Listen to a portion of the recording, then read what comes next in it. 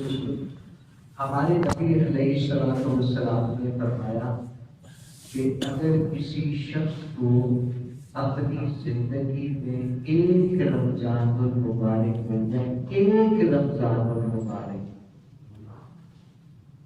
اور وہ اپنی بخشش نہ کروا سکے تو سب وہ جہنم میں گیا۔ اب یہاں جو حدیث مبارکہ ہے اس کے مطابق میں آپ کو بتاؤں کہ پورا مسئلہ آپ کی سمجھ میں آتا ہے۔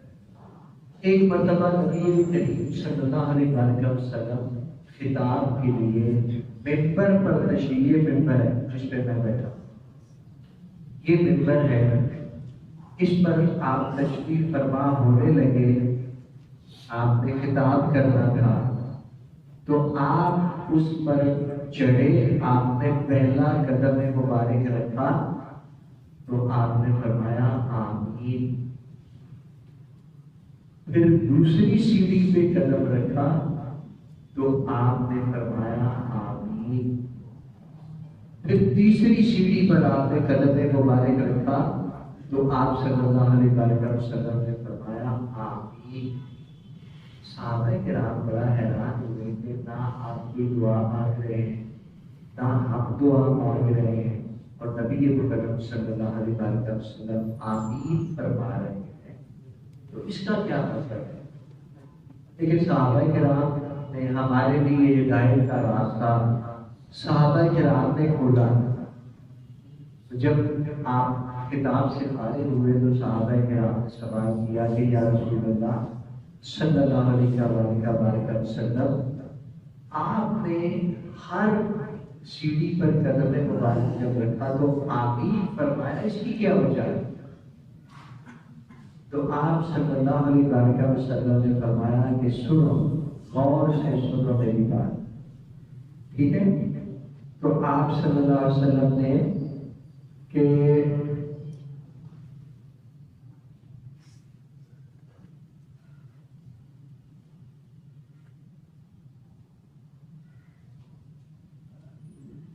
جی، تو میں یہ جلدی سے تاکہ لمبی حدیث مبارک ہے آپ کے ساتھ۔ آپ صلی اللہ علیہ وسلم نے فرمایا جب میں ممبر پر تشریف رکھنے کے لیے میں نے پہلا قدم سیڑھی پر رکھا تو جبرائیل علیہ السلام تشریف لے آئے، اور یہ مستقل تمام بڑی بڑی کتابوں میں یہ حدیث مبارکہ موجود ہے، یہ میں کتاب بھی لے گیا ہوں۔ آپ صلی اللہ علیہ وسلم نے فرمایا کہ جب میں نے پہلی سیڑھی پہ قدم رکھا تو جبرائیل علیہ السلام نے فرمایا کہ یا رسول اللہ صلی اللہ علیہ وسلم، میں اللہ کی طرف سے آپ کی بارگاہ میں حاضر ہوا ہوں، 3 دعائیں میں نے کرنی ہیں، اور آپ نے اس پر، اللہ نے فرمایا کہ آپ نے اس پر آمین فرمایا۔ ابھی میں غور سے سمجھنے والی حدیث مبارکہ کہ یہ ہر رمضان میں آپ کے سامنے بیان کرتا ہوں۔ تو نبی علیہ السلام نے، جبرائیل علیہ السلام نے پہلی دعا یہ فرمائی کہ یا رسول اللہ صلی اللہ علیہ وسلم، اللہ نے فرمایا کہ اگر کسی شخص کو اب اس کی زندگی میں ایک رمضان مبارک ملے، ایک رمضان مبارک، اور وہ اس میں اپنی بخشش نہ کروا سکے، بڑے غور سے کہ ایک رمضان مبارک اس کو ملے اور وہ اپنی بخشش نہ کروا سکے تو وہ جہنم میں گیا، یعنی ایک رمضان مبارک۔ کہ اب ذرا غور فرمائیں کہ دعا کرنے والے کون؟ حضرت جبرائیل علیہ السلام، اور آمین کس نے کہی؟ نبی مکرم صلی اللہ علیہ وسلم۔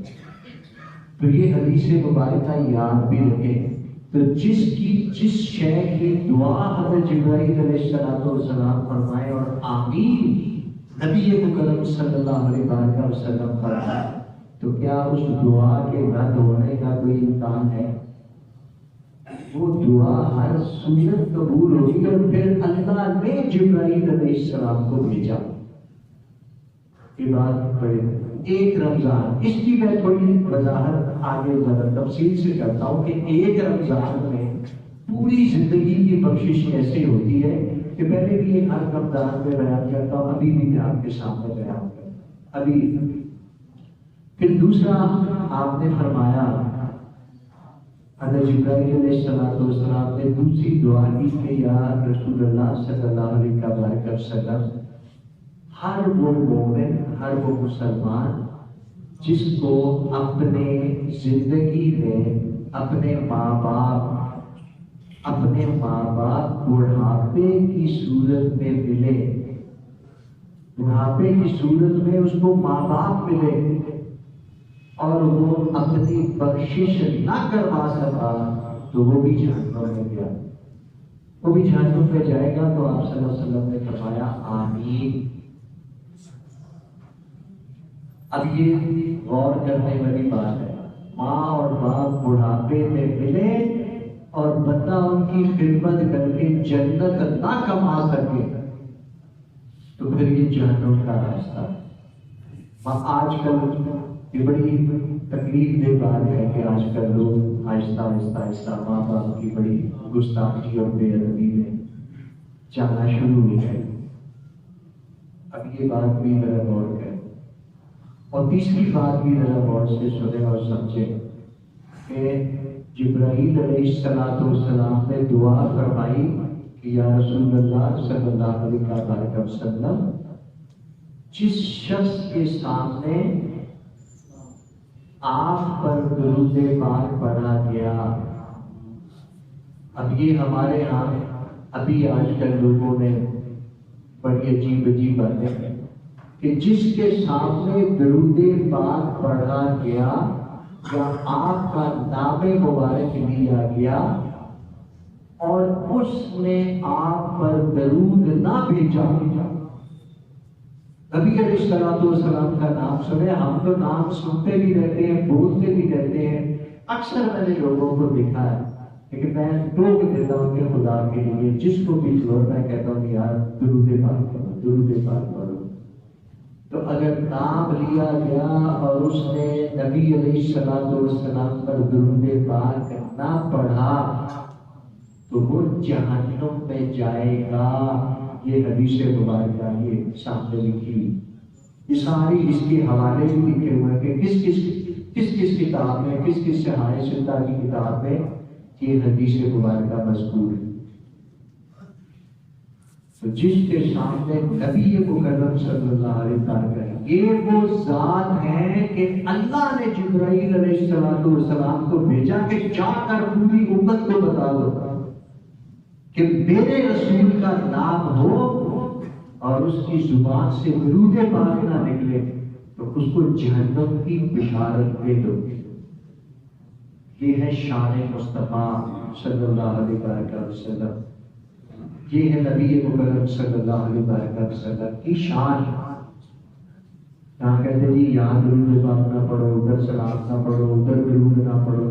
اللہ نے کوئی جگہ نہیں مقرر کی درود پاک کے لیے، سلام کے لیے کوئی جگہ مقرر نہیں کی، کوئی وقت مقرر نہیں کیا۔ جہاں دل کرے، جس جگہ دل کرے، جتنی دفعہ دل کرے، درود بھی پڑھے، سلام بھی پڑھے۔ ان اللہ وملائکتہ یصلون علی النبی، یہ تو وہ عبادت ہے جو پہلے اللہ کرتا ہے پھر ہمیں اس کی تاکید فرماتا ہے۔ ہمیں اللہ فرماتا ہے کہ نماز پڑھو تو اللہ خود نہیں نماز پڑھتا، ہمیں اللہ نے فرمایا کہ روزے رکھو تو اللہ خود روزے نہیں رکھتا ہے، ہمیں فرمایا زکوٰۃ دو، ہمیں فرمایا حج کرو، ماں باپ کی عزت کرو، گناہ کام کرو، گناہ عمل کرو۔ یہ وہ اعمال ہیں جو اللہ خود نہیں کرتا، لیکن یہ درود پاک کا سلسلہ جو ہے قرآن میں اللہ نے لکھا ہے ان اللہ وملائکتہ یصلون علی النبی۔ اور اگلی بات یا ایھا الذین آمنوا صلوا علیہ وسلموا تسلیما، یہ سلموا تسلیما رب ذوالجلال کی قسم، اس کا مطلب یہی ہے کہ ان کو اپنے سامنے حاضر و ناظر جان کا درود پاک، آپ کو اس کا جواب ملے گا۔ جواب آتا ہے، اب ہر کسی کے یہ نصیب نہیں ہے کہ وہ اس جواب کو سن سکے، لیکن آتا ہے، رب ذوالجلال کی قسم جواب آتا ہے، رب ذوالجلال کی قسم جواب آتا ہے۔ اگر مجھ سے لکھوا کے سائن کر لے، میں ممبر پہ بیٹھا ہوں اور میں اللہ کے دین کی ترجمانی کرتا ہوں، میں اپنی ترجمانی نہیں کر رہا، یہ ایمان کا درجہ ہے۔ قرآن میں اللہ نے فرمایا وَاعْلَمُوا، علمی بنیادوں پر تحقیق کرو اور جان لو اَنَّ فِيكُمْ رسول اللہ، اللہ کے رسول تم میں موجود ہیں۔ یہ قرآن کی آیت ہے، تم میں موجود ہے۔ اب یہ تم میں کون آتا ہے؟ آپ کہیں جی فلاں نہیں آتا، فلاں مسئلے کا بندہ نہیں آتا، فلاں نہیں آتا، فلاں نہیں، تم میں موجود ہے، کیونکہ قرآن ساری انسانیت کے لیے ہدایت ہے۔ جب اللہ ساری انسانوں کو ہدایت دے تو ان سب کے لیے وہ تم کا لفظ استعمال، تم سب لوگ تم میں موجود ہے۔ یہ تو پوری میں ایک کتاب ہے، اس میں قرآن مجید کی ایسی آیات مبارکہ کہ آپ کو النبی اولیٰ بالمؤمنین، اس کا میں آپ کو واقعہ بھی سنایا کرتا ہوں اکثر۔ یہاں ابھی بھی ہمارے ڈی بلاک میں وہ شخص موجود ہے جس کا میں نے کئی دفعہ ذکر کیا، لیکن ہمارے بھائی نئے بھی آتے ہیں۔ تو النبی اولیٰ بالمؤمنین، نبی تمہارے مومنوں کی۔ اب یہاں اللہ نے بھی اعزاز دیا اس ایمان والے کو جو نبی کرم صلی اللہ علیہ وسلم کو ہر وقت حاضر و ناظر جانے، کہ مومنوں کی جان سے قریب ہے۔ لیکن آپ بہت سے لوگوں کو سنیں، وہ کہیں گے نہیں، وہ اب قریب نہیں، موت کے بعد قریب نہیں، تو پھر وہ رحمت للعالمین کیسے ہو گئے؟ میں نے آپ کو یہ واقعہ بڑی دفعہ سنا ہے، لیکن بہت سارے نئے لوگ آتے ہیں تو ان کے لیے میں یہ بات کر رہا ہوں کہ میرے ڈی بلاک میں ایک صاحب تھے، وہ ابھی کافی دور نماز پڑھتے ہیں، کیونکہ وہ کام کرتے ہیں یہاں آتے تھے، میری باتیں سنتے تھے۔ ایک دفعہ میں مسجد میں نماز پڑھ کے میں باہر نکلا، وہ پیچھے سے آئے اور میرا بازو پکڑ کر مجھے کافی آگے لے گئے اور مجھے کہنے لگے ایک بڑی خاص بات ہے جو میں آپ سے کرنا چاہ رہا ہوں، جو میں نے کسی سے نہیں کی یہ بات، بس میرا جی چاہتا کہ یہ آپ سے میں بات کروں۔ میں کہا بسم اللہ فرماؤ۔ کیا کہنے لگا کہ میں اور میری بیوی کی ایک رشتے دار عورت تھی، بیوہ، تو میں نے اور میری بیوی نے فیصلہ کیا کہ چلو ہمارے پاس پیسے زیادہ ہوتے ہیں تو ہم اس خاتون کو پیسے دے دیا، ہر مہینے پیسے دے دیا کریں۔ اب یہ بات سمجھ لیں، پیسے دے دیا کریں، اور میرا بڑا جی چاہ رہا تھا کہ میں عمرے کے لیے جاؤں، لیکن میرا کام نہیں کر رہا تھا۔ کہتے پتہ نہیں کیا بات ہوئی، پچھلے 3-4 مہینے سے میں نے وہ پیسے دینے بند کر دیے، اس خاتون کو پیسے دینے بند کر دیے۔ تو کہتے ہیں کہ 2-3 دن پہلے رات کو خواب میں سید کونین محمد مصطفیٰ احمد مجتبیٰ افضل الانبیاء صلی اللہ علیہ وسلم تشریف لائے ہیں میرے پیچھے کھڑے، اور پیچھے سے مجھے کہہ رہے ہیں کہ تم وہ فلاں عورت کو پیسے دیتے تھے، وہ بند کیوں کر دیے، وہ پیسے جاری کرو اور میرے پاس آ جاؤ۔ وہ کہتے ہیں جی میں نے اسی وقت جو ہے میں ڈر کے اٹھا، اگلے دن صبح میں نے ان کو جائے، حالانکہ وہ کہتے ہیں کہ اس عورت نے بڑی دفعہ مجھے فون کیا کہ آپ پیسے دیتے تھے، میرا اس کے بغیر گزارا نہیں، آپ دے دیں پیسے۔ تو یہ ایمان قرآن نے سکھایا ہے کہ نبی مومنوں کی جان سے بھی زیادہ قریب ہے۔ نبی مکرم صلی اللہ علیہ وسلم کو پتہ ہے کہ Lahore Faisal town D block میں ایک شخص رہتا ہے جو کسی بیوہ کو پیسے دے رہا اور اب نہیں دے رہا، اپنی امت کے، آپ صلی اللہ علیہ وسلم نے فرمایا کہ میری امت کے اعمال مجھ پر پیش کیے جاتے ہیں، تو اگر آپ حیات نہیں ہیں تو پھر کس سے کیسے پیش کیے جاتے ہیں؟ اور آپ صلی اللہ علیہ وسلم نے فرمایا کہ جو اچھے اعمال والے ہیں ان کے لیے میرا دل خوش ہوتا ہے، ان کی درجات کی بلندی کے لیے میں دعا کرتا ہوں، اور جن کے برے عمل ہوتے ہیں ان کی بخشش کے لیے میں دعا کرتا ہوں، اعمال پیش ہوتے ہیں۔ تو اب یہ بتائیں ڈی بلاک میں ایک شخص رہتا ہے اور وہ ابھی بھی حیات ہے، اگر کسی کو شک ہو میرے ساتھ آئے میں اس سے ملوا دیتا ہوں، تو پھر میں یہاں پر بیٹھ کے جھوٹ بولنے نہیں بول سکتا۔ ایمان یہ ہے کیونکہ وہ رحمت للعالمین ہے، اور میں آپ کو یہ بات بتاؤں، اگر انسان کی حقیقت قرآن سے آپ دیکھیں، قرآن سے، تو ایک ہندو جس کو آگ لگا کے جلا دیا جاتا ہے وہ بھی موت کے وقت اس کا صرف جسم بشری پیکر پٹی کا جسم ختم ہو جاتا ہے، زندگی اس کی اسی طرح ہے۔ اگر وہ جلانے سے ختم ہو گیا تو پھر اللہ کے پاس کیا پہنچا اس کا؟ زندگی روح میں ہے، اس مٹی کے بشری پیکر میں نہیں،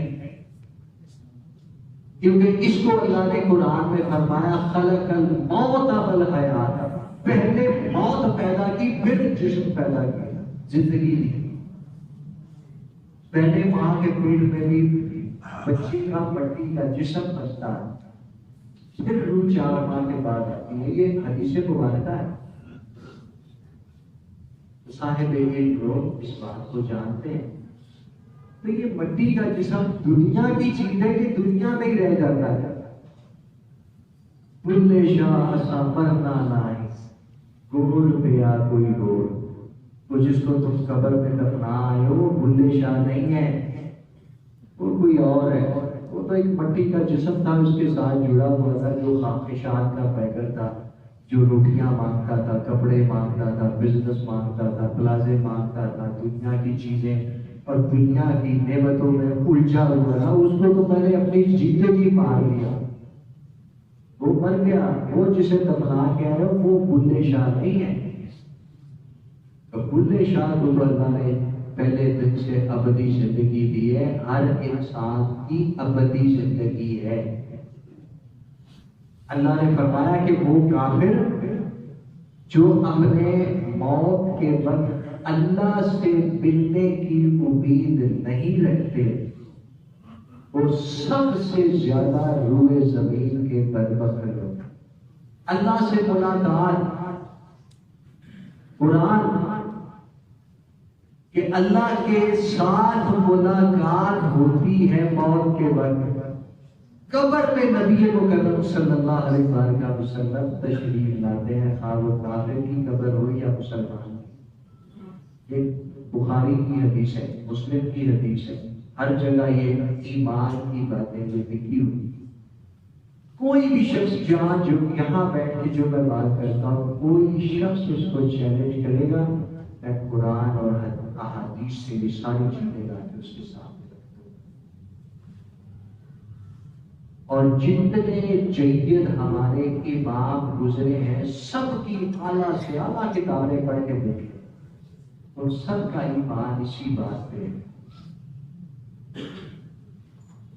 تو یہ اپنے نفس کو مٹانے سے، اپنا نفس اگر مٹا دے تو روزے کی سب سے بڑی جو تربیت ہے وہ اپنے نفس کو خواہشات سے پاک کرنا۔ یہ خواہشات سے اتنا دور ہو جائے، اور یہ قرآن مجید میں جگہ جگہ ہے۔ آپ دیکھیں کہ اس مجاہدے میں، یہ مجاہدہ ہے ریاضتیں، میں نے آپ کو کئی مرتبہ بتایا کہ اگر آپ پچھلے سارے اماموں کی زندگی دیکھیں تو ان کی پہلے تربیت، تعلیم کے ساتھ ساتھ جو تربیت ہوتی تھی وہ خواہشات نفس کی نفی کرنا ہوگی۔ ایک بندہ بہت اعلیٰ مقام پہ پہنچا، اللہ کا ولی، تو اس سے پوچھا کیسے پہنچے؟ اس نے کہا میں نے اپنے نفس کو فنا کیا۔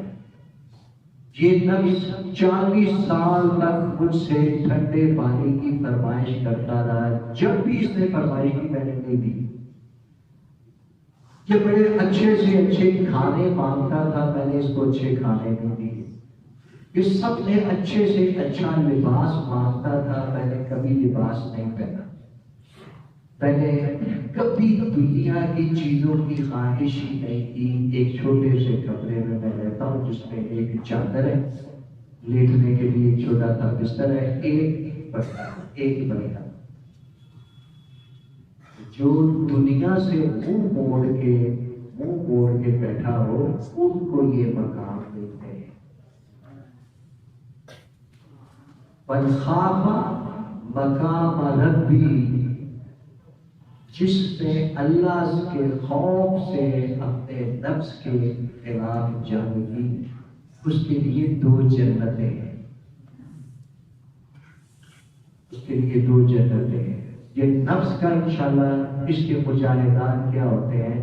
اس میں معاتبات ہوتے ہیں، مکاشفات ہوتے ہیں، مراقبات ہوتے ہیں، معائنہ ہوتا ہے، مطالعہ ہوتا ہے۔ یہ نفس کی تربیت کے لیے اسی کو جہاد اکبر سید کونین صلی اللہ علیہ وسلم نے فرمایا۔ آج ہم دین سے اسی لیے فارغ ہو گئے کہ رسمی طور پر تو سارا دین ہے۔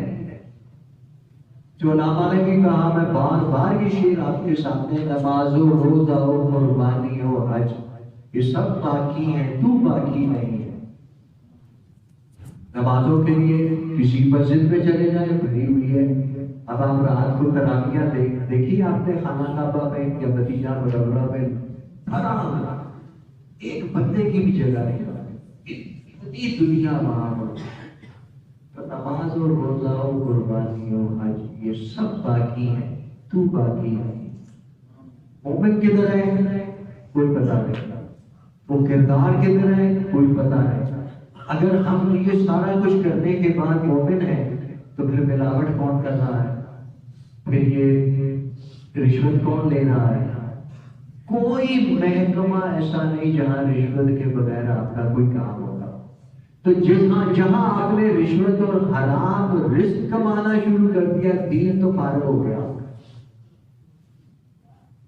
یہ باتیں بتائیں، کسی کون ہے جو نہیں پتا؟ الراشی والمرتشی کلہما فی النار۔ یہ رشوت لینے والا سارے جہنمی ہے۔ یہ تو نبی صلی اللہ علیہ وسلم کی وہ حدیث ہے جو ہر بندے کو پتا ہے، ہر رشوت لینے والے کو پتا ہے۔ جو رسول صلی اللہ علیہ وسلم کے ساتھ بغاوت کر رہا ہے، جو اللہ کے ساتھ بغاوت کر رہا ہے، اس کا بھی کوئی دین ہوتا ہے؟ وہ نمازیں پڑھے، اللہ تعالیٰ معاف فرمائے، میں بھی ایسے بندے کو جانتا ہوں، رشوت پہ رشوت، اور یہ ہر سال انہوں نے عمرہ کرنے ضرور جانے۔ کیا کہیں آپ؟ تو دین جو ہے الدین نصیحہ، دین نصیحہ، عام طور پر یہ کہتے ہیں خلوص نصیحہ، لیکن اس کا حقیقی ترجمہ یہ ہے وفاداری۔ دین وفاداری کا نام ہے، اللہ اور اس کے رسول صلی اللہ علیہ وسلم سے وفاداری کا نام دین ہے۔ اس کے علاوہ دین اور کچھ نہیں۔ اللہ تبارک و تعالیٰ ہمیں دین پر کو حقیقی معنوں میں سمجھنے، اس پر عمل کرنے کی توفیق عطا فرمائے۔ الحمدللہ۔